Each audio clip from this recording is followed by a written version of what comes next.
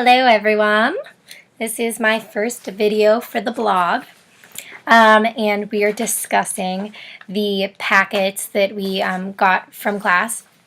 I really loved both of them, but I would have to say that Speaking Shakespeare by Patsy Rodenburg was definitely my favorite because it was just very personal, kind of helped me connect and feel better about Shakespeare.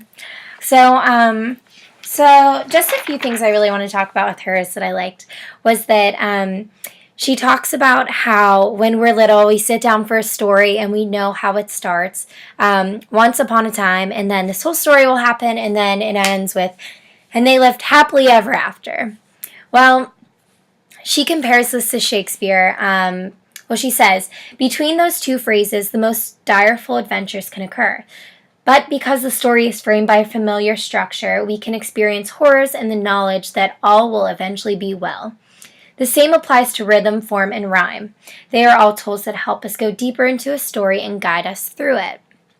I really like that just because she brought these bedtime stories that we would sit down for that are so dear to our hearts, and brought Shakespeare kind of down to that level. It's simple, so I thought that was really nice to kind of see it in that type of light, because I think that when I look at Shakespeare, I get really nervous, and it makes me nervous, clearly.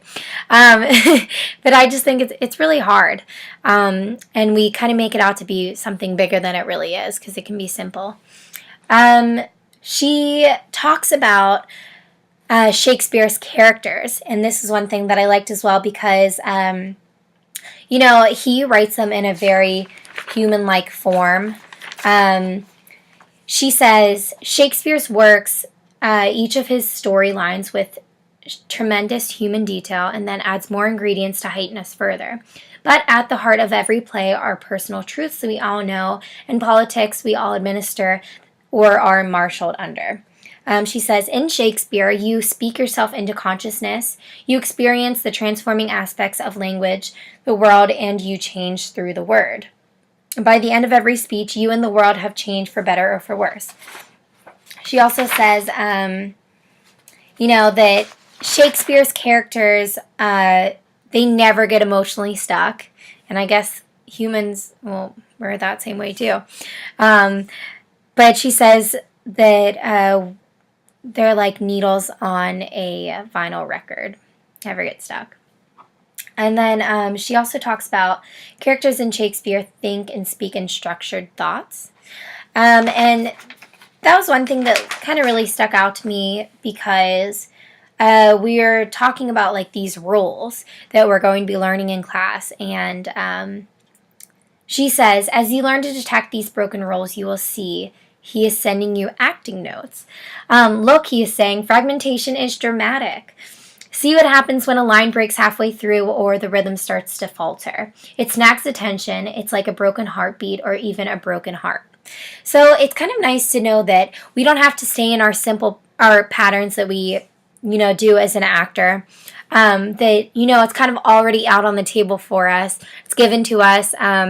So he writes these characters in a way that will catch your attention, and the way that they're just written out on paper. So it's kind of nice to know that we don't have to fear in that way, because sometimes I look at Shakespeare's things and I'm like, oh, I don't think that I'm going to be able to do this well. But clearly I need to read some more Shakespeare and trying to get it in my blood and brain and, understand it and just, understand the rules. So going on,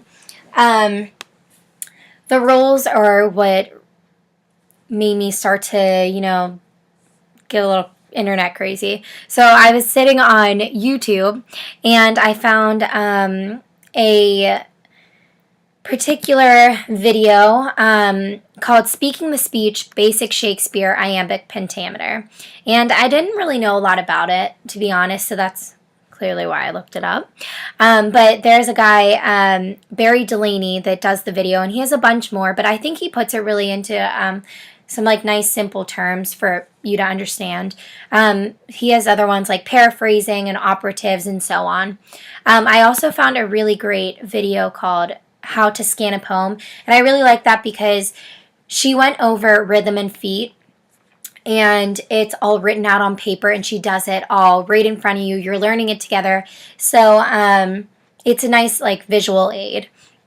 And then my last video I found I thought was just hilarious. So if you want a good laugh, look up Impressionist Jim Meskimen. I believe that's how you say it, but I will post the link. He does Shakespeare and celebrity voices. It's great. So if you guys get a chance, you should definitely look them up.